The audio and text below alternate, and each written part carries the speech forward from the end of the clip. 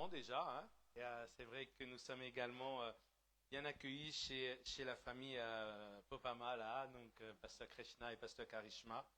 Merci bien sûr à Pasteur Chal et Pasteur Vina pour cet accueil pour l'Église. Amen, amen, amen. C'est la première fois, c'est vrai que ça fait longtemps que Pasteur Vichal nous demande. Et on attend, vous savez, je suis de cette nature où j'attends. Il n'y a rien qui presse pour moi. C'est Dieu qui nous devance, donc il n'y a rien qui presse. Donc on laisse faire Dieu. Et ce soir, on va parcourir ensemble ce que le Seigneur a mis sur mon cœur pour l'Église. On va faire déjà la première lecture dans le livre de Jean, l'évangile de Jean, chapitre 4. C'est une histoire que nous connaissons et on va partir de cette histoire pour chacun d'entre nous pour que nous puissions tirer conseil de la part de Dieu ce soir. Amen. Vous êtes là? Vous êtes là? Donc, Pasteur Vichal, tout à l'heure, il a dit parle en créole, mais moi, je vais parler français. Vous comprenez tous? S'il y a des expressions qui sont bien trop typiquement réunionnaises, faites-moi savoir, on réajuste. Hein. Donc, Pasteur Vichal, il va traduire pour moi. Voilà. Juste une petite chose, tout à l'heure, tu as dit que tu ressemblais au pasteur Krishna. Un petit peu plus de cheveux. Je suis dans la même catégorie. Voilà.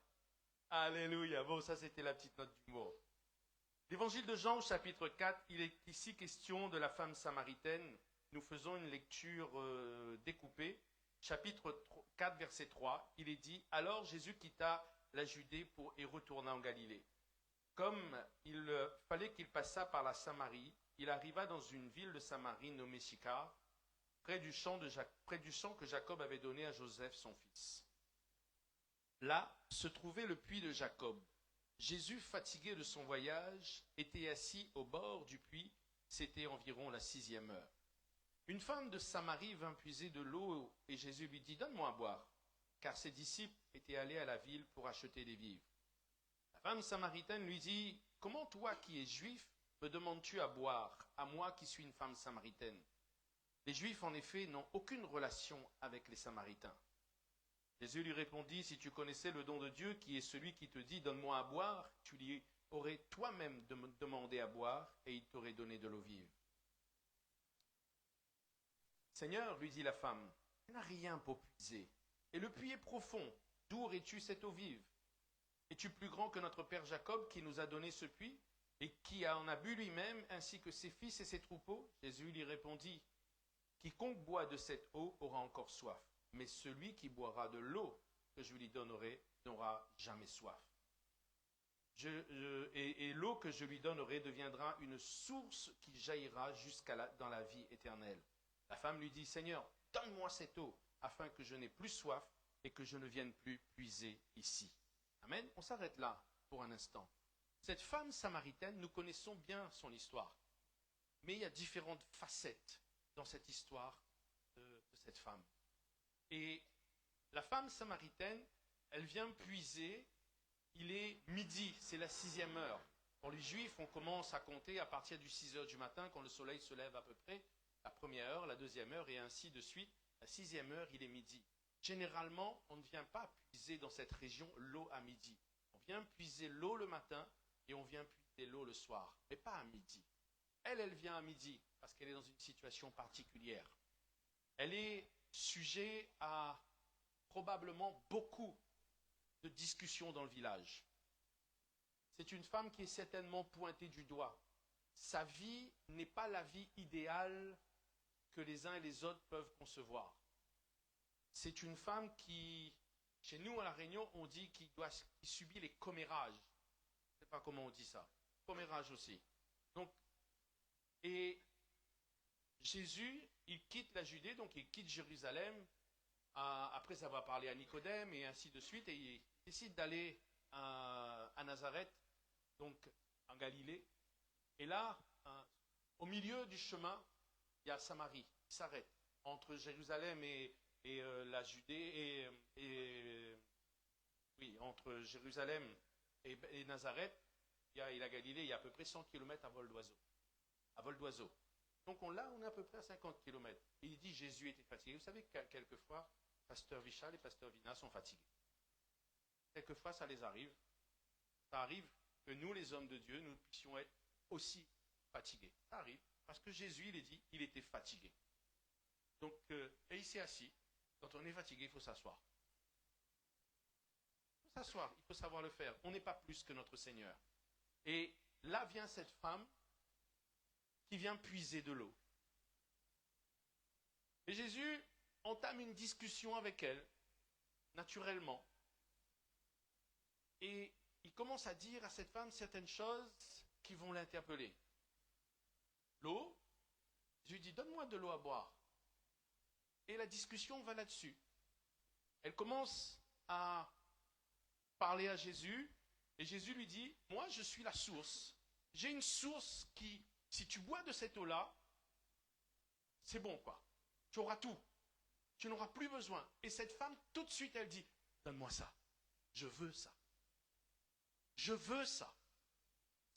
Et le Jésus que nous servons, c'est un Jésus qui doit nous donner envie, bien-aimés. Je veux. Et ce soir, j'aimerais attirer votre attention sur un aspect de votre salut. Et je vais vous poser une question. On ne répond pas tout de suite. Mais je vous pose la question tout de suite. Qu'est-ce que vous êtes venu faire ici ce soir? Je vous repose la question d'une autre manière. Pourquoi êtes-vous venu ici ce soir? Et on y revient dans un petit instant. Amen? D'accord? Et cette femme, elle dit à Jésus, donne-moi ça, je veux cette eau-là, afin que je ne vienne plus boire ici, je ne vienne plus puiser ici. Mais elle a un mari. Donc, elle prend l'eau pour elle, là. Le salut est personnel. C'est vous. C'est pas papa, c'est pas maman, c'est pas tonton, c'est pas mari, c'est pas femme, c'est pas frère, c'est pas fils, c'est pas fille. C'est vous, d'une manière personnelle. D'une manière strictement personnelle. Et les Samaritains, il est dit qu'il n'y a aucun rapport, pas de relation entre les Samaritains et les Juifs. Allez, on va faire un petit peu d'histoire quand même, hein, d'accord? Lorsque les Juifs de Samarie ont été envoyés en déportation, le roi Nebuchadnezzar, il prend, et parce que la colère de Dieu s'est enflammée contre eux, il va les envoyer, et Samarie reste vide. Donc le roi, il envoie quelques-uns de sa cour pour venir habiter le pays. Et là, ils se rendent compte que ça ne va pas le faire. Les bêtes sauvages viennent, les attaquent, ils se disent, le Dieu de ce pays est en colère contre nous. Donc ils envoient un SMS à Nebuchadnezzar, et pas SMS bien sûr dans le temps, hein, mais ils envoient un message à Nebuchadnezzar pour dire, il faut envoyer des prêtres ici parce qu'on n'arrive pas, on ne sait pas comment servir ce Dieu, et il est en colère contre nous. Donc les habitants de Samarie n'étaient plus des Juifs, mais des gens qui venaient de Babylone et qui ne savaient pas servir Dieu. Donc, mais ceux qui sont venus ont essayé de servir Dieu, mais ce n'était pas le cas. D'accord? Quand vous lisez ce passage, vous verrez que Dieu, c'est 2 Rois, chapitre 17, c'est Dieu avec un petit d. Donc, il n'y a aucun rapport parce que ce n'étaient plus des Juifs. Mais malgré tout, ils avaient une habitude juive. Ils adoraient. Parce que la Samarie avait continué à adorer, du temps de Jéroboam, le roi Jéroboam, un des dieux. Il avait fait un veau d'or qu'il avait mis à Dan et un autre à Bethel. Il avait mis ça. Donc, pour représenter Dieu, et Jéroboam, quand il le fait, il dit, Israël, voici ton Dieu, comme le peuple lorsqu'il est sorti d'Égypte. Et cette femme samaritaine, elle est intriguée par l'attitude de Jésus. Au lieu d'être rejetée, elle est écoutée.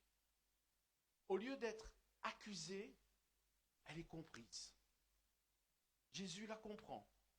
Jésus l'écoute. Et Jésus s'intéresse à sa vie. Mais Jésus lui fait comprendre qui elle est. Elle est dans une situation particulière. socialement, elle est rejetée.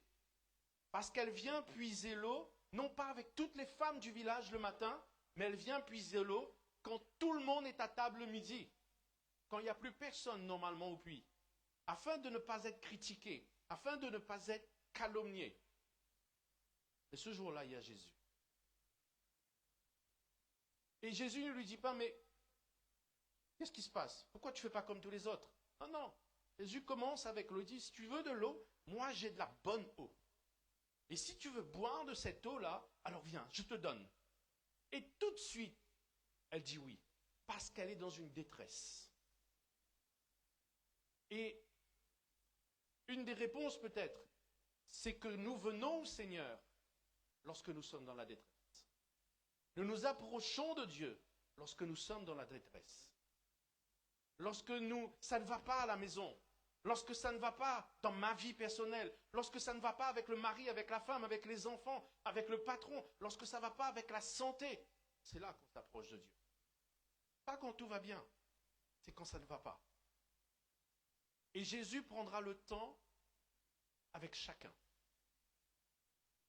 Il prendra le temps avec chacun. Et cette femme samaritaine, elle est là, alors qu'habituellement elle est critiquée, Jésus l'écoute. Et Jésus va lui dire, écoute, va chercher ton mari. Pour résumer la suite. Va chercher ton mari. Et elle dit, j'ai pas de mari.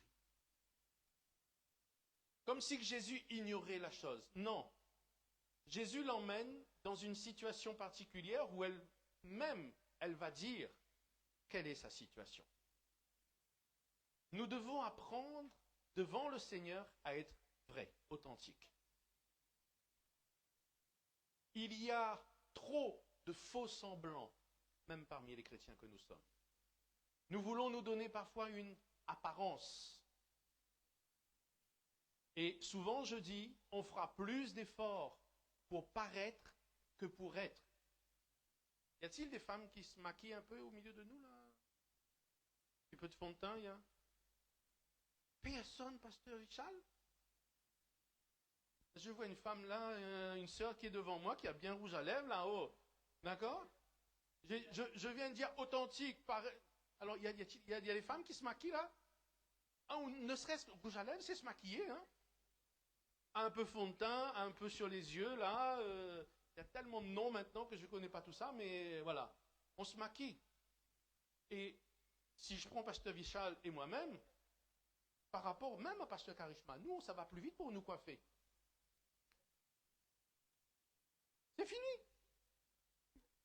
Pasteur Krishna, il va prendre un peu plus de temps que nous. Parce qu'on veut, avec le rouge à lèvres, le maquillage et ainsi de suite, non pas seulement être là, je ne suis pas en train de dire que c'est mauvais, moi là, attention, hein, d'accord? Mais c'est juste pour nous montrer que pour paraître, on prend plus de temps. On va prendre plus de temps pour paraître que pour être. Si vous êtes authentique et vrai, vous allez perdre moins de temps dans votre vie sociale et dans votre vie spirituelle. Si vous êtes vrai. Les gens ne vont peut-être pas tout aimer de ce qui est vrai de vous. Mais si vous êtes vrai, le Seigneur, il va aimer. Et il va dire à cette femme, va chercher ton mari. Mais elle dit, j'ai pas de mari. Et Jésus lui dit, effectivement, je vois là que tu m'as pas menti, tu as été vrai.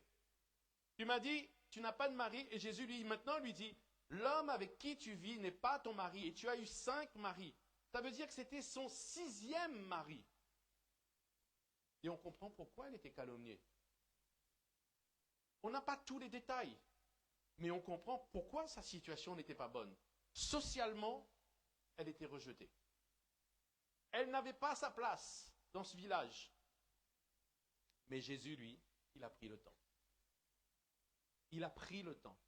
Et il prend le temps avec chacun. Parce qu'il dit, je n'abandonne pas celui qui s'approche de moi. Amen. C'est lui qui était assis. C'est elle qui arrive. C'est elle qui s'approche de lui. Il faut oser s'approcher de Dieu. Amen. Et être vrai, c'est quelque chose de difficile. Et l'Église d'aujourd'hui, nous sommes aux portes du retour du Seigneur. Aux portes, à la porte. Le Seigneur est vraiment à la porte. Ce n'est pas notre présence dans l'Église qui fera que nous serons avec le Seigneur. C'est le cœur que nous aurons devant Dieu qui fera la différence. Pardonnez-moi, j'ai un grand respect, comme le pasteur a dit, j'ai un grand respect pour l'Église, hein, d'accord? Mais il est important que chacun d'entre nous, nous puissions réaliser, ce n'est pas votre présence ici dans ce lieu qui fait que demain, vous serez dans le ciel avec Dieu. C'est dur, parce qu'il y a plus que cela. Je peux être là, mais loin de Dieu ici. Et le Seigneur, il veut l'inverse. Pour cette femme samaritaine, sa vie sociale n'est pas bonne, mais sa vie spirituelle n'est pas bonne non plus. Parce qu'il n'y a aucun rapport entre les Juifs et les Samaritains. Et elle est dans une interrogation. La femme va lui poser, il dit, voilà que tu es prophète après que Jésus lui ait dit qu'elle avait un sixième mari. Et elle dira donc, nos pères ont adoré sur cette montagne, et vous, vous dites que le lieu où il faut adorer est à Jérusalem. Femme, lui dit Jésus, crois-moi, l'heure vient où ce ne sera ni sur cette montagne, ni à Jérusalem que vous adorerez le Père. Et nous connaissons la suite. Les vrais adorateurs adoreront le Père en esprit et en vérité. Spirituellement, cette femme est dans une recherche.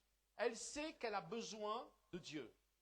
Mais elle a toujours fait selon les habitudes ancestrales. Comme je vous disais, il y a une histoire. Et donc le roi Jéroboam, quand il reçoit le royaume d'Israël de la part de l'Éternel, après que Salomon ait désobéi, Dieu lui donne 10 tribus. Mais dans une certaine arrogance, il va construire, il va fabriquer 2 veaux d'or. Parce que Israël continuait, la tribu du Nord continuait à aller tous les ans à Jérusalem pour adorer à Jérusalem. Vous dites que le lieu où il faut adorer, c'est à Jérusalem. Mais nous, nos pères ont adoré sur ces montagnes. Et elle est dans une détresse spirituelle, cette femme. Parce que Jéroboam, il a exclu tous les Lévites de la fonction dans laquelle ils étaient. Et lui-même, il a désigné des gens comme nouveaux Lévites. Et ce n'étaient pas des Lévites. Il dit, toi tu es bien, allez, je te mets dans cette position. Toi tu es bien, allez, tu es prête. Toi tu es bien, allez, je te mets comme ci.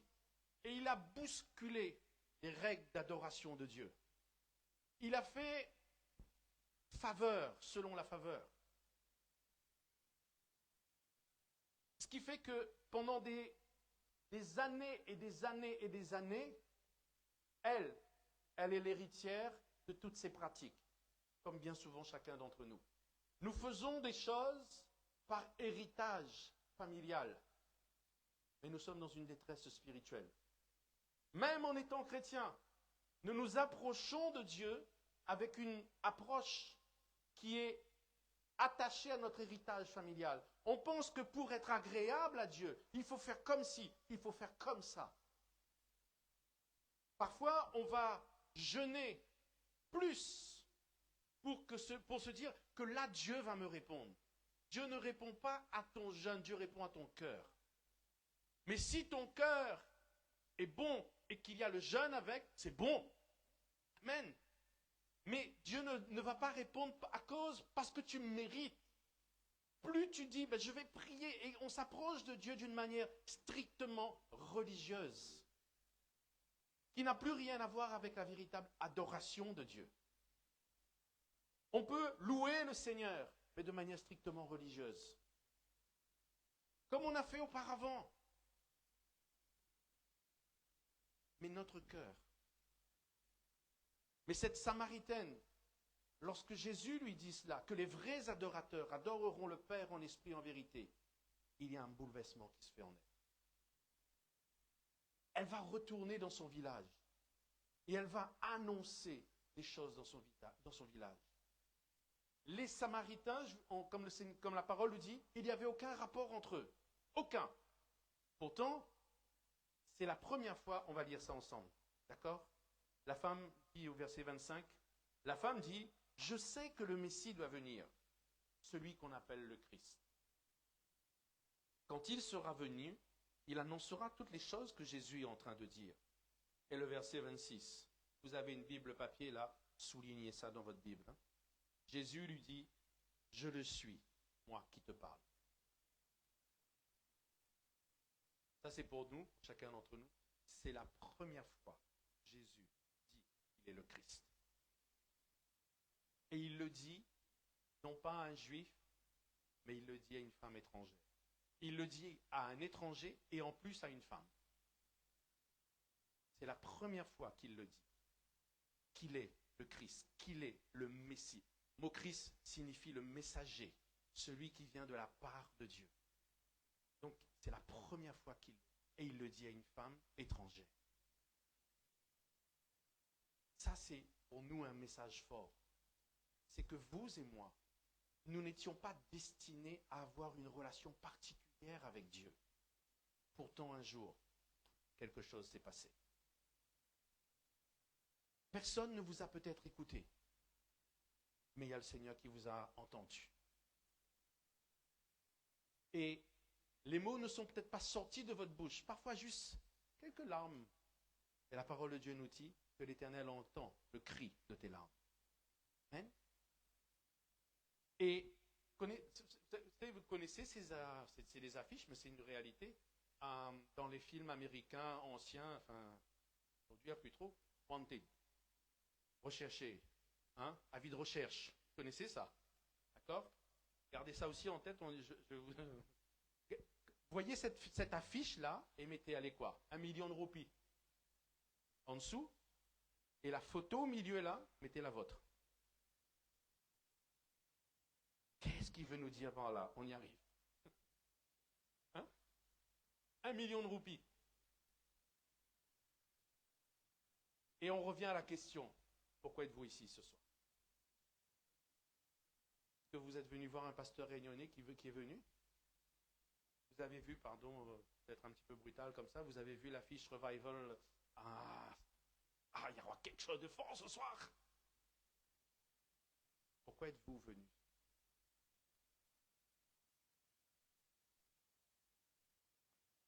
Êtes-vous venu pour donner ou êtes-vous venu pour recevoir? Recevoir.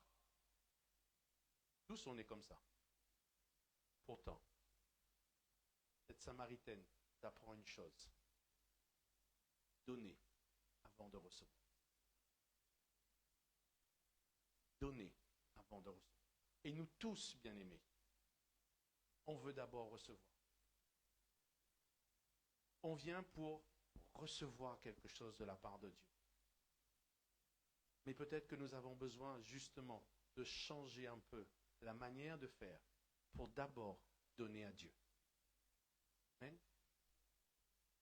Donner à Dieu, c'est quelque chose de difficile quelquefois. Hein? Le psaume 4, verset 6 nous dit, allez, offrez, donnez un sacrifice de justice. Et quand je vous disais, mettez cette affiche avec 1 million de roupies, allez, 10 millions de roupies.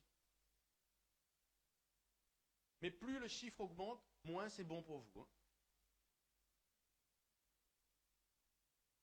Parce que sur ces affiches-là, plus les dollars étaient conséquents, plus la personne était dangereuse.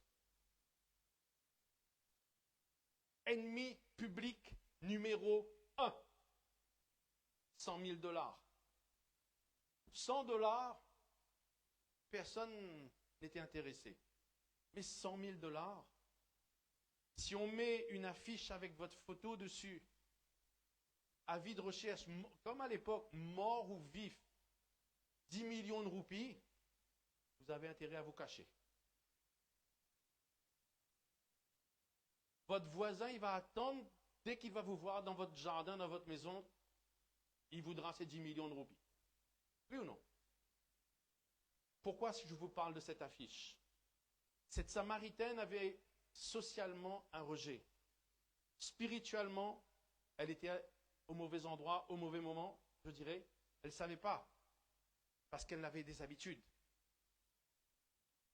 Et pourtant, elle a reconnu sa situation. Et elle a accepté. Parce que lorsqu'elle retourne dans son village, elle annonce Jésus.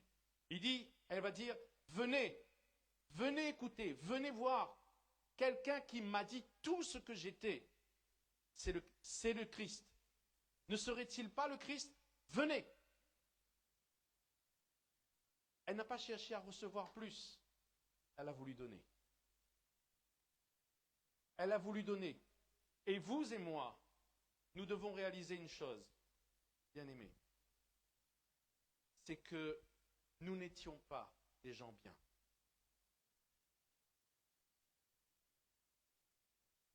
Si nous devions regarder bien à notre vie, nous n'étions pas des gens. Pourtant, je pense que chacun d'entre vous, vous vous considérez comme quelqu'un de bien. Oui ou non? Et c'est normal, hein? D'accord? Ayez quand même une bonne opinion de vous, hein? Mais d'en donner, c'est réaliser. Royaume bon Dieu, pas consiste avec parole, mais aussi avec puissance. Royaume de Dieu. Jésus, lorsqu'il est venu sur terre, il a dit, je suis venu annoncer le royaume de Dieu. Et aux yeux du royaume, nous étions des brigands. L'ennemi public numéro 1. Nous étions recherchés pour la condamnation, pour la mort éternelle. Et notre tête était mise à prix. Parce que nous nous considérons souvent comme des gens bien, nous voulons recevoir avant de donner. Mais quelqu'un a payé le prix pour nous. Et la question que je vous ai posée, pourquoi êtes-vous ici ce soir? Si c'est juste pour recevoir, ça ne fonctionne pas. Ça ne fonctionne pas. Si quelqu'un que vous aimez vous invite à un anniversaire, par exemple, d'accord? Pasteur Vichal vous invite à son anniversaire. Qui vient? Pasteur Vichal, il n'y a personne qui vient. On va reposer. Comment il dit ça en mauricien? Peut-être qu'ils n'ont pas compris mon français alors. Hein? Si Pasteur Vichal, allez, Pasteur Vina vous invite à l'anniversaire du Pasteur Vichal. Qui vient? Il faut que ce soit toi qui fasses l'annonce de Pasteur Vina, l'invitation. Hein? Ça marche mieux dans ce sens-là. D'accord? Mais quelqu'un que vous aimez, tout particulièrement, vous invite à son anniversaire. Est-ce que vous dites, ah, moi j'y vais. Chez un tel, je sais qu'on mange bien. Ah, je sais qu'on mange. Il a dit ça, il mange bien à la Réunion. Hein? chez cette personne-là, je sais qu'on mange bien. Ou j'y vais parce que, ah, il y a la piscine. Ah, il y a telle chose, il y a telle ou telle chose. Vous y allez pour la piscine, vous y allez pour le manger, vous y allez pour telle ou telle chose, ou parce que vous aimez la personne. Pourquoi y allez-vous? Si vous y allez que pour le manger, votre relation avec cette personne, elle n'est pas sincère. Elle n'est pas vraie. Oui ou non? Pourquoi êtes-vous ici? Pour le manger? Pour Pasteur Vichal? Pour la louange? Pour le lieu? Et si demain Pasteur Vichal vous déçoit, où irez-vous? Si l'équipe de louange change, ah, c'est plus pareil, où irez-vous? Pourquoi êtes-vous ici? Pour donner ou pour recevoir? Parce que quand vous êtes invité à l'anniversaire, vous n'arriverez pas les mains vides. Vous arriverez avec un cadeau. Offrez à l'Éternel. Amen. Si nous venons à l'église toujours d'abord pour recevoir, ça ne fonctionnera pas bien. Et cette femme samaritaine, elle est dans une attitude extraordinaire. Et c'était nous. Parce que tout le monde ne voulait pas la fréquenter. Mais Jésus a trouvé du bon en elle. Et Jésus a trouvé du bon dans chacun d'entre vous. Mais cette affiche-là, vous étiez réclamé mort ou vif. ou plutôt Satan vous voulez mort, lui.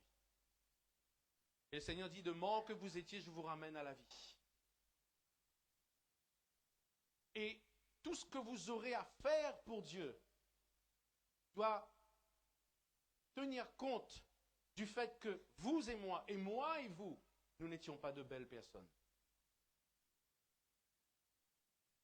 Nous n'étions pas aux yeux du royaume, bon Dieu. Nous n'étions pas de belles personnes. Mais lorsque nous rentrons dans ce royaume, nous devenons de belles personnes. L'affiche, elle est froissée parce que Jésus a payé le prix pour nous. Et je crois que l'Église d'aujourd'hui, on a encore plus besoin. On a prêché la guérison.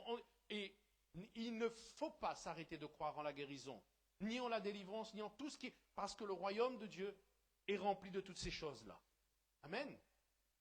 Mais quand je rentre dans le royaume, j'ai besoin de réaliser que je suis dans ce royaume par privilège accordé par le Seigneur. Je ne devrais pas y être, mais j'y suis. Et quand je me retrouve dans sa présence, la première des choses que je dois exprimer, c'est ma reconnaissance. Quand je lève ma main, ce n'est pas parce que j'ai été excité, mais c'est parce que je suis reconnaissant. C'est cette reconnaissance que nous avons besoin de déposer sur l'autel du Seigneur. La reconnaissance de ce que j'ai été racheté. Ah, on n'était pas... Tout le monde pouvait nous apprécier. Nos collègues de travail, notre chef, tout le monde nous apprécie au travail. Dans la famille, tout le monde nous apprécie. On était aux yeux de tous quelqu'un de bien, mais pas aux yeux de Dieu.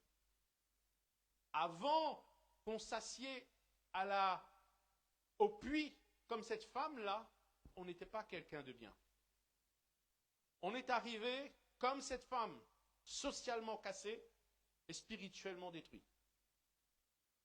Mais il y a une restauration qui est capable de se produire dans notre vie. Si on va jusqu'au bout, on entend jusqu'au bout le message. Et cette maison, il y a une jeunesse qui est là. Vous avez à impacter l'île Maurice. Comme d'autres assemblées. Ne regardez pas comment les autres vont travailler. Mais vous, en reconnaissance de comment Dieu vous a sauvé. Cette femme samaritaine, elle a quitté Jésus. Les disciples n'ont rien compris. Ils ont vu cette femme parler avec Jésus, ils n'ont rien compris. Les gens ne vont pas comprendre votre changement. Les gens ne vont pas comprendre votre transformation.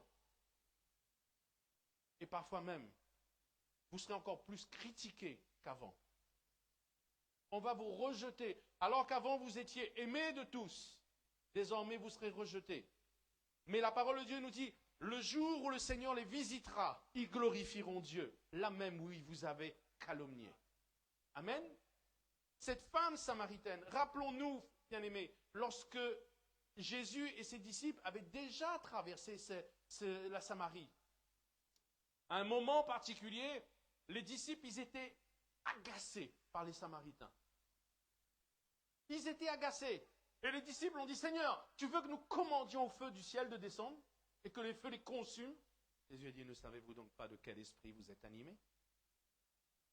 Et ensuite, c'est une femme inconsidérée qui ira voir les gens du village. Venez, elle n'avait plus honte, parce que rachetée, elle a été déculpabilisée. Qui étais-tu? Qui étais-tu? Les gens ont porté un regard critique sur toi. Ils t'ont montré du doigt. Tu es la femme d'eux, tu es le fils d'eux, tu es comme ci, tu es comme ça. Tu as été voleur. Toi, qui toi, tu viens m'annoncer Jésus? Plus voleur que toi, il n'y avait pas avant. Annoncer Jésus? Ben, je viens t'annoncer Jésus parce que Jésus m'a transformé. Amen. Qu'il prend ou prend pas, c'est après, c'est son problème. Mais toi, tu lui as dit la chose. Et tu n'as pas honte de qui tu étais. Et j'en reviens à l'authenticité. Soyez vrai. Vous cachez, on cache un peu ce qu'on a été. Ça ne marchera pas. Ça ne marchera pas.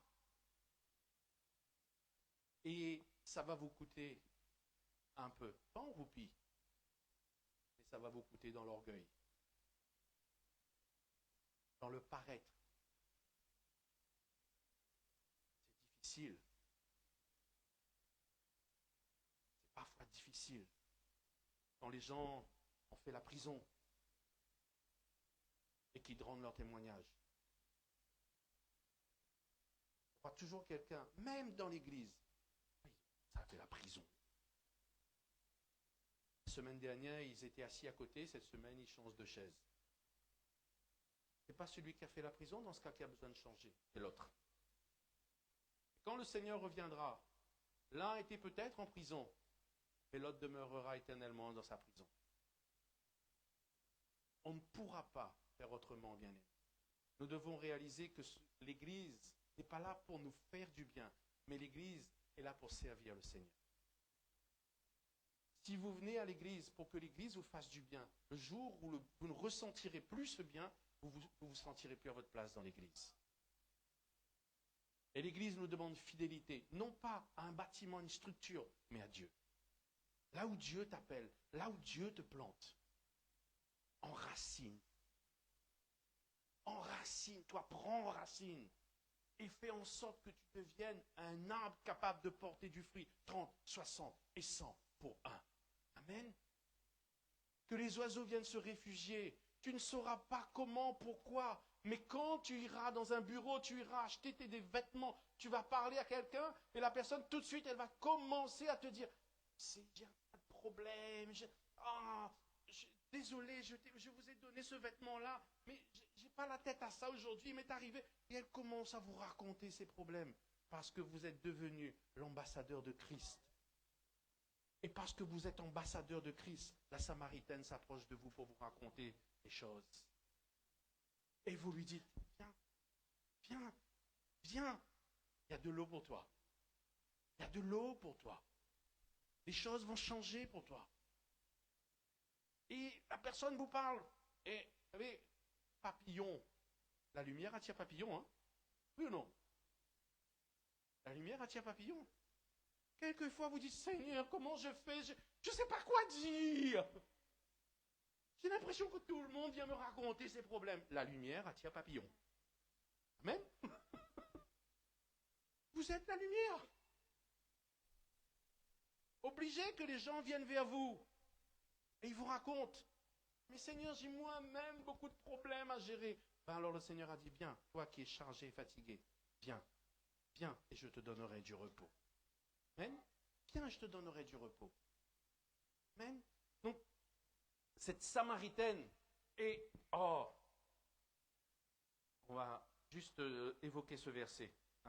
Deux versets dans deux passages différents.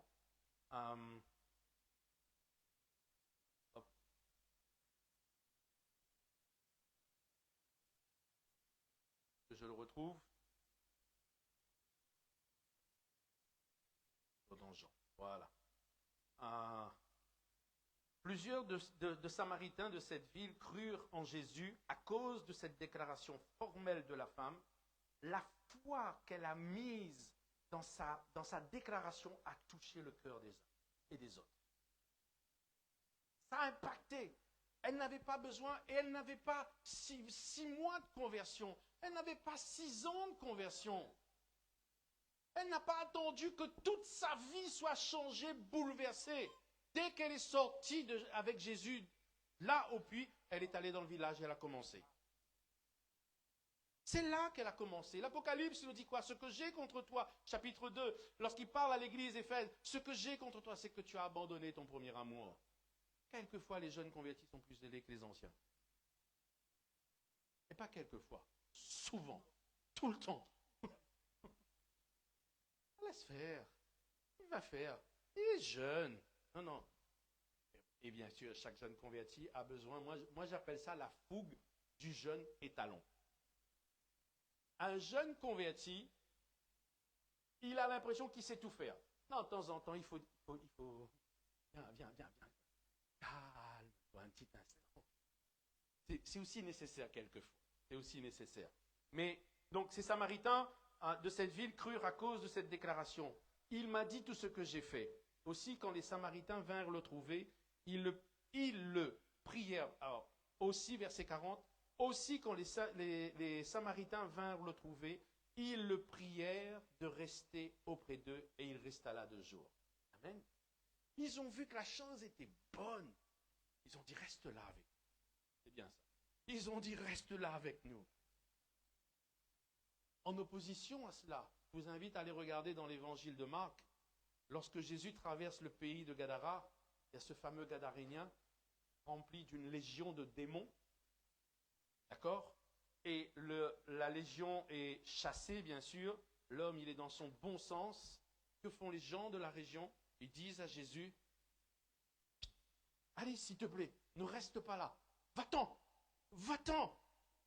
Ils ont vu quelque chose de miraculeux. Ils ont vu un homme qui vivait nu dans les cimetières, qui criait tous les jours. Je ne sais pas comment vous pouvez voir cette scène-là. Et moi, si je vois quelque chose comme ça, je n'ai pas envie de passer à côté de ce monsieur-là. Je n'ai pas envie. Vous voyez quelqu'un, parce qu'il n'est pas dans tous les détails, mais il ne devait pas se laver tous les jours non plus. Hein. Ses cheveux, il ne devait pas les couper tous les mois. Ses ongles. Donc il devait être assez effrayant. Et tout d'un coup, on voit quelqu'un qui est dans son bon sens, qui est habillé. Les gens ont peur. Les gens ont peur de cette transformation soudaine. Et ils disent à Jésus, sors, va-t'en. Mais eux, les Samaritains, eux, que les Juifs rejettent, eux, qui n'étaient pas considérés vis-à-vis des Juifs, eux, ils disent à Jésus, reste avec nous, s'il te plaît. Reste là, s'il te plaît. S'il te plaît. On doit rechercher la présence de Dieu. Quand vous travaillez, ce n'est pas seulement quand il y a réunion que vous recherchez la présence de Dieu. Ce n'est pas seulement quand il y a un événement spécial à l'église que vous recherchez la présence de Dieu. C'est tous les jours de votre vie. Tous les jours. Tous les jours. Le livre de Josué, le Seigneur dira à Josué, Josué, médite ma parole. Comment? Jour et nuit. Et quelle est la promesse attachée à cela? C'est alors que tu réussiras. C'est alors que tu auras du succès dans toutes tes entreprises. Mais médite ma parole jour et nuit. Nous connaissons ces passages, bien-aimés.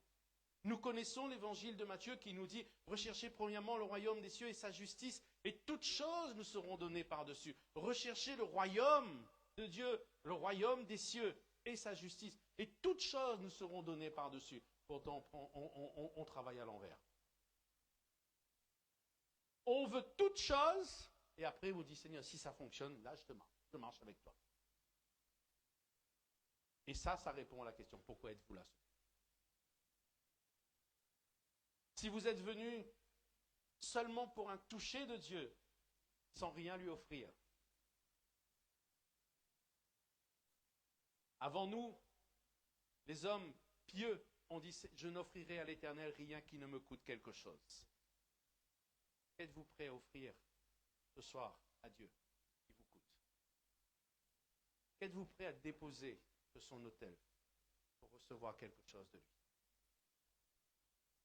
Dieu a dit à Abraham, je te fais une promesse, Abraham, tu auras un fils qui sera ta postérité. Et toutes les nations seront bénies en toi. Et grande sera ta postérité. Et dès que ce fils est devenu homme mature, Dieu dit, Abraham, offre-moi ce fils sur l'autel. Nous, on voit seulement Abraham. Mais Isaac n'était pas un petit bébé. Isaac n'était pas un enfant. Isaac était un homme mature, fort. Parce que c'est lui qui porte le bois. Et il monte, Père. Il y a là le bois, il y a là le feu. Mais où est l'offrande? Où est l'holocauste? L'Éternel pourvoira un fils. Moi, Isaac, j'ai quelque chose à faire, j'ai 2 courses à faire, je reviens, papa. Oui ou non? Il a compris, Isaac. Et même On va dire, si là, il n'avait pas encore compris, Abraham le prend, l'attache et le pose sur l'autel. Il ne comprend pas encore quand Abraham l'attache. On parle d'Abraham, mais Isaac a manifesté une foi extraordinaire. Il a accepté quelque chose qui nous paraît inimaginable.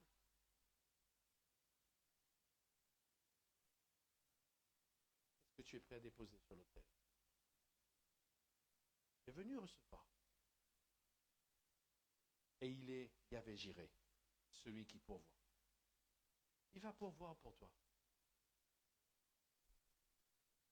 Que veux-tu faire?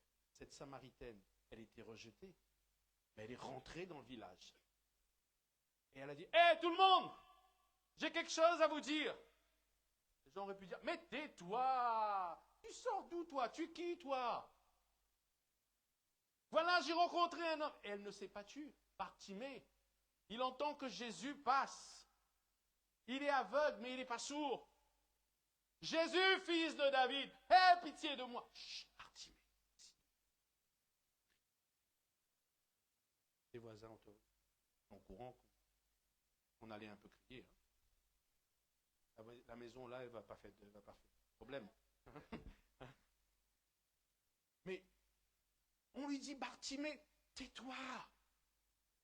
Ok, c'est bon. Jésus, fils de David.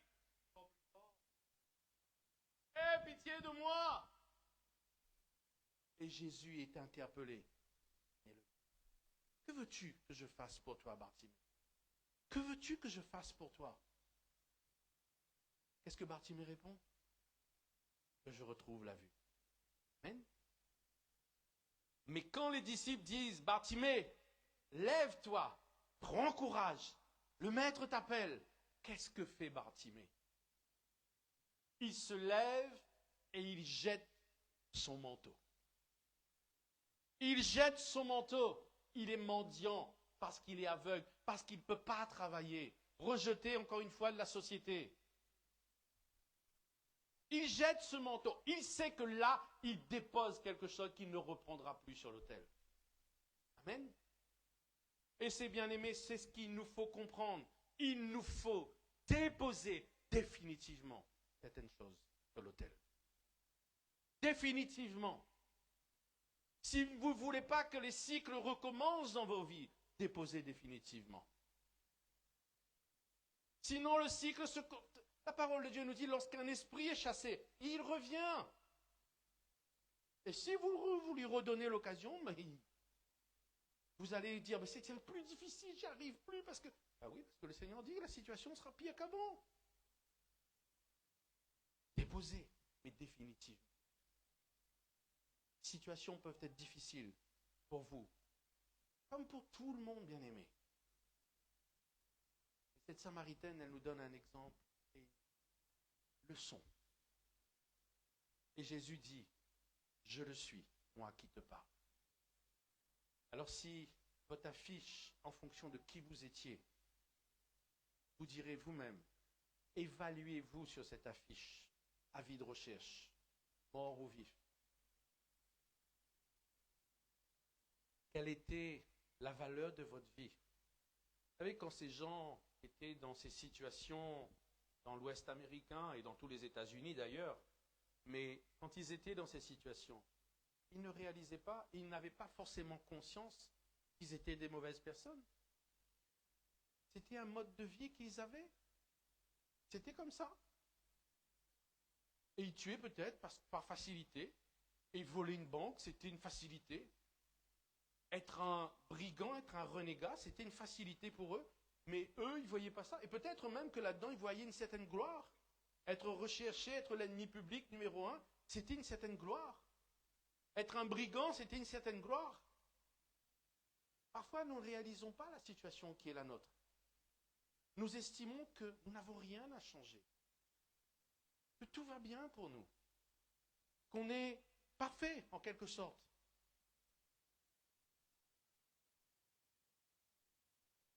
Et il faut gratter un petit peu. Et apprenons à nous regarder dans dans notre miroir. Lorsque nous venons dans la présence de Dieu, parce que vous et moi, de même que Pasteur Vichal, Pasteur Vina, veulent voir la gloire de Dieu se manifester. Dans ce lieu, c'est dans vos vies. Et parce que cela se manifeste dans vos vies, cela ira dans vos quartiers. D'abord dans vos maisons et dans vos quartiers, dans votre travail. Et vous allez impacter les gens comme cette Samaritaine. Sans que vous vous rendiez compte parfois, vous ferez l'impact. Vous allez toucher les gens. Les gens n'oseront peut-être pas vous dire certaines choses, mais ils auront envie de votre compagnie. Ils désireront être auprès de vous. Tu manges où ce midi? Et ça te dirait, tiens, je te paye un truc à manger. Là, tu vas dire, bizarre son truc là. Parce que tu deviens quelqu'un de bon. Une odeur qui attire, qui donne envie. Pas une odeur qui repousse. Spirituellement, vous savez qu'on peut repousser, hein, d'accord? Et là, vous avez une odeur. Quelquefois, ça peut arriver, quelqu'un vous dise, tu es passé à la boulangerie ou quoi? Tu sens le pain. Tu sens le pain. Tu es passé à la boulangerie, cette bonne odeur de pain. Jésus, le pain de vie. Tu sens le pain? La prochaine fois que quelqu'un vous dit ça, là, vous allez repenser à moi ce soir. Hein? Et là, vous dites, merci Seigneur. Je sens le pain. Amen. Parce que le Seigneur, il a pris cette Samaritaine. On ne sait pas ce qu'elle est devenue ensuite. Le Gadarénien, on sait, le Seigneur va dire, non, tu ne me suis pas. Va te présenter au sacrificateur. Va au temple. Fais ce qu'il faut. Il fallait prouver ce que le Seigneur était en train de faire. Mais fais ça. Quelquefois, vous resterez peut-être anonyme dans l'église. Personne ne saura ce que vous avez fait en dehors des murs de l'assemblée. Et ce que vous aurez fait pour Dieu aura une répercussion pour la gloire de Dieu qui se manifeste ici. Vous ne pouvez pas être différent dehors, à la maison, au travail et dans l'église. Vous ne pouvez pas lever la main vers Dieu ici et avoir une bouche qui maudit en dehors. Vous ne pouvez pas taper des pieds pour glorifier le nom du Seigneur ici et prendre vos pieds, aller dans n'importe quel lieu en dehors. Vous ne pouvez pas, bien-aimés.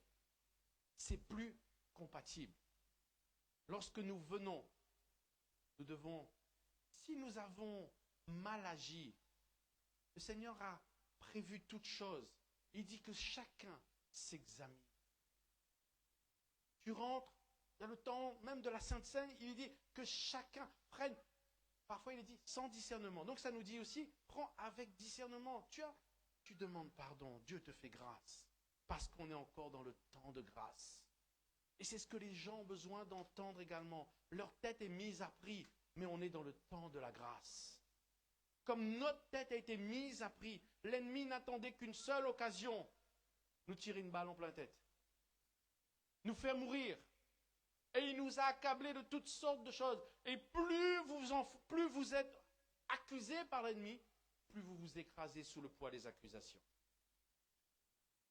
Et moins votre situation change. Vous voulez que ça change, mais rien n'y fait. Et lorsque le Seigneur ouvre la porte, tout change, bien-aimé. Tout change. On éteint toutes les lumières ici, là, ce soir. Si on fait ça, on éteint tout. Et on prend une allumette. Là où l'allumette s'allume, il fera clair. La lumière chassera toujours les ténèbres. Toujours. Vous êtes inquiet parce que dans votre travail, les autres, ils ont des habitudes religieuses que vous avez l'impression que ça vous opprime, ça vous oppresse. Et tu t'es assise au puits avec Jésus. Tu es devenu la lumière. Des fleuves d'eau vive couleront. Donc, même si tu n'es qu'une allumette, dans un milieu où tout est noir, c'est pas grave, tu éclaires où tu es. Obligé. La lumière fait fuir les ténèbres. Oui, mais pasteur, quand il y a la lumière, il y a toujours rien pour faire. Non, non, non. Le Seigneur, il est ton bouclier, ton protecteur. Personne ne peut éteindre cette lumière-là. C'est pas une lumière artificielle. D'accord? Et peut-être on va s'arrêter un petit peu. Voilà. Lorsque nous regardons dans ce monde, juste pour nous donner une comparaison avec la lumière, ce que nous mangeons est pollué. Il y a un tas de produits dans ce que nous mangeons. Tout. On essaie de tout traficoter. Et la lumière, alors celle-là, on peut la faire tamiser, colorer. Mais personne ne peut polluer la lumière.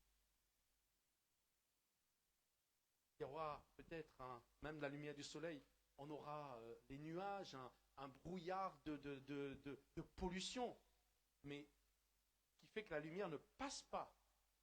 Et la lumière reste la lumière. La lumière reste la lumière. Et Dieu dit, vous êtes la lumière. Il peut y avoir tout un tas de choses qui fait que ça ne passe pas comme vous le voudriez. Et la lumière reste la lumière. Et vous êtes la lumière. Alors ce soir, je vais vous reposer cette question. Qu'est-ce que vous êtes venu faire? Est-ce que vous êtes venu pour le pasteur Vichal? Est-ce que vous êtes venu pour le pasteur Jean-Louis? Est-ce que vous êtes venu pour une habitude de vie? Une habitude de chrétien? Ou est-ce que vous êtes venu pour le Seigneur? J'espère que votre réponse est la dernière, que vous êtes venu pour le Seigneur, mais non pas seulement pour que le Seigneur vous donne, parce qu'on mange bien, parce qu'on chante bien, parce qu'on fait tout ça bien, mais parce que vous voulez offrir à Dieu un sacrifice qui lui soit agréable. Et parce que vous faites cela, en retour, comme il est dit, recherchez premièrement le royaume des cieux et sa justice. Toutes choses vous seront données par Dieu. Amen. Et c'est ce à quoi je vais vous inviter ce soir. Si vous voulez bien, on va se mettre debout ensemble.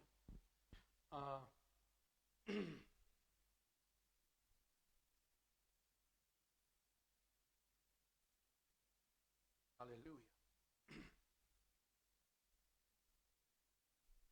Lorsque nous venons à Dieu seulement avec une intention d'une demande, Seigneur, s'il te plaît, tu vois mon fils, Seigneur, tu vois ma situation, Seigneur, tu vois ça, Seigneur, tu vois ça, tu connais ci, tu connais ça, c'est une demande que Dieu, évidemment, peut honorer et qu'il va toujours honorer. Et lorsqu'on est seulement dans la demande, on sera toujours dans la demande, et la satisfaction de la demande, elle ne sera que passagère, temporaire. J'ai demandé aujourd'hui, j'ai obtenu, je suis content. Mais demain vient une situation qui m'angoisse de nouveau, j'aurais oublié le contentement que j'avais eu à la première réponse pour avoir une deuxième demande qui provoque une douleur. Voilà, j'aurais oublié cette satisfaction parce que je suis de nouveau dans la douleur. Mais lorsque je viens, parce que je demeure dans sa présence, juste sa présence, un peu comme quand vous êtes amoureux, vous désirez la présence de l'autre. Vous n'avez pas besoin que l'autre vous offre des cadeaux, juste être avec l'autre vous fait que vous êtes content. Vous êtes heureux. Vous êtes content juste d'être avec l'autre. Et c'est une satisfaction qui ne s'épuise pas, puisque chaque fois que vous serez avec, vous serez heureux.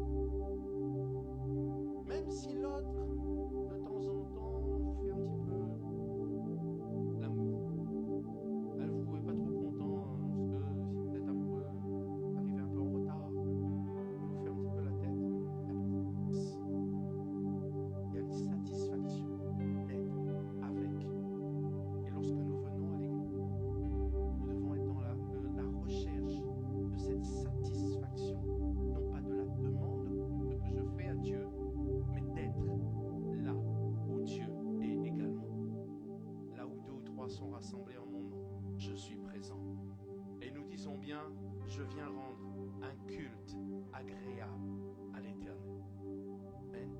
Alors chacun d'entre nous ce soir, j'aimerais que nous puissions juste un instant nous poser dans notre être et réaliser en disant, Seigneur, que je sais que je n'ai pas été quelqu'un de bien. Non pas pour t'accuser, bien-aimé, absolument pas, mais pour réaliser que Christ, Jésus, il est venu pour te racheter.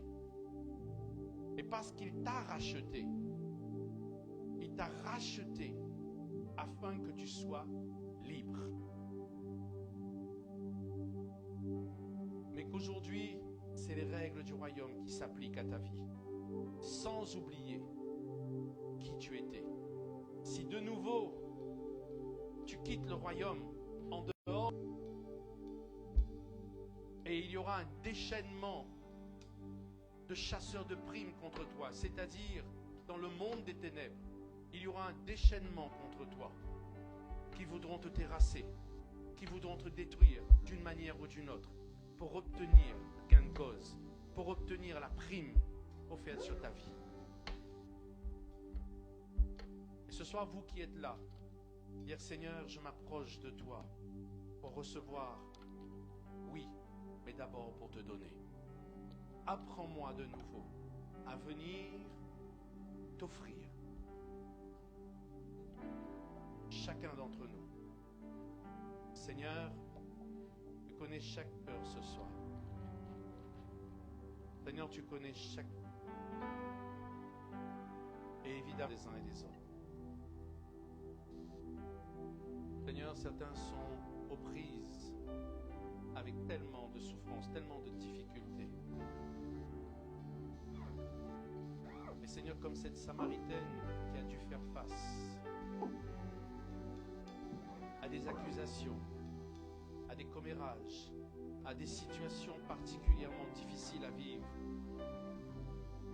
elle a essayé de gérer au mieux, mais elle a su saisir, comme Bartimée, comme cet homme à la piscine de Bethesda, l'occasion qui lui a été donnée et qui leur avait été donnée en ta présence de profiter, de goûter au miracle que tu avais mis en réserve. Alors ce soir, Seigneur, que chacun puisse réaliser que c'est dans ta présence